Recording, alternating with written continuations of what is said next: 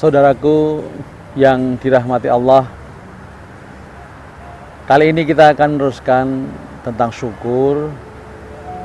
Ada syukur yang biasa saja, ada syukur yang luar biasa. Syukur yang biasa saja seperti apa?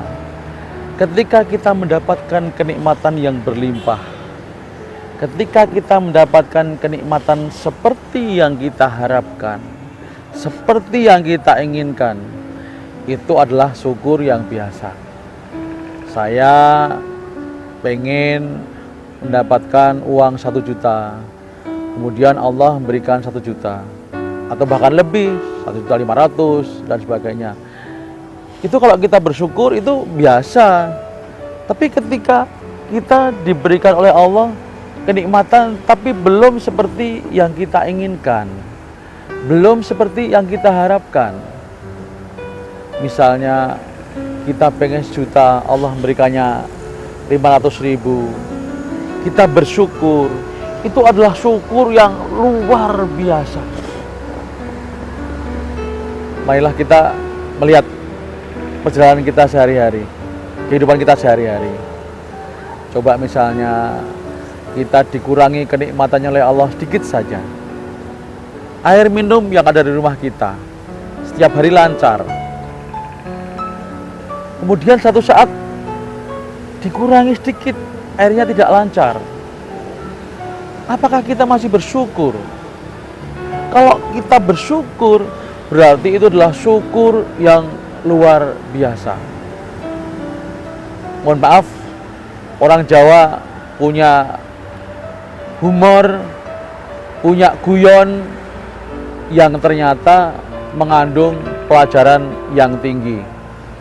Ketika orang Jawa mendengar saudaranya kecelakaan, kemudian dia melihat, oh alhamdulillah, walaupun mobilnya ringsek, orangnya selamat.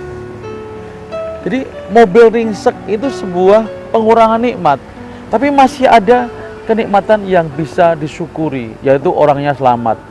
Ditelusuri lagi, orangnya selamat, tapi tangan kanannya patah. Orang masih mengatakan dengan gojekan gaya guyonannya, alhamdulillah tangan kiri masih utuh, masih sehat. Ada berita lagi ternyata bahwa kedua tangannya ternyata luka parah. Orang masih mengatakan, alhamdulillah kakinya masih utuh. Dan seterusnya, ketika kakinya luka, tangannya luka, dia masih mengatakan, alhamdulillah masih diberi keselamatan. Ini dulu waktu saya kecil saya kira sebuah guyonan semata. Ternyata ini adalah sebuah pelajaran bahwa kita harus pandai bersyukur dalam keadaan apapun. Mungkin kita belum seperti Rasulullah.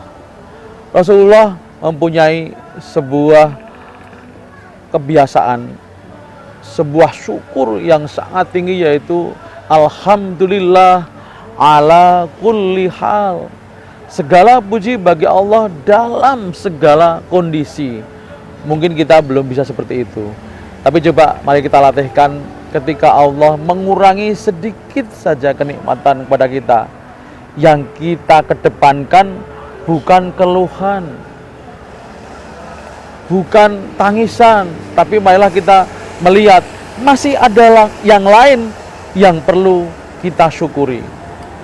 Kalau orang mengatakan sakitnya tuh di sini, yang di sini kan tidak sakit, yang sini tidak sakit, yang sini tidak sakit. Jangan terfokus kepada yang sakit, lihatlah yang lain yang tidak sakit. Artinya jangan terfokus pada pengurangan nikmat, tapi masih ada kenikmatan yang bisa disyukuri. Itu adalah syukur dengan tingkatan yang luar biasa.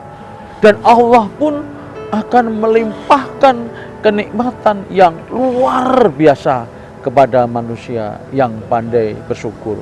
Karena rumusnya adalah la in syakartum la azidannakum.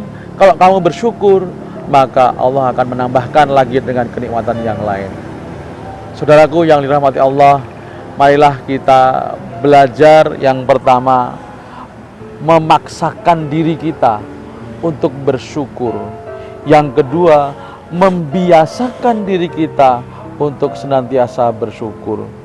Dan yang ketiga, memberikan penghargaan kepada diri kita saat kita bersyukur. Maka insya Allah kita akan menjadi orang-orang yang benar-benar pandai bersyukur, dan Allah akan memberikan limpahan kenikmatan yang jauh lebih banyak. Mudah-mudahan ada manfaatnya. Ada kekurangannya mohon maaf. Assalamualaikum warahmatullahi wabarakatuh.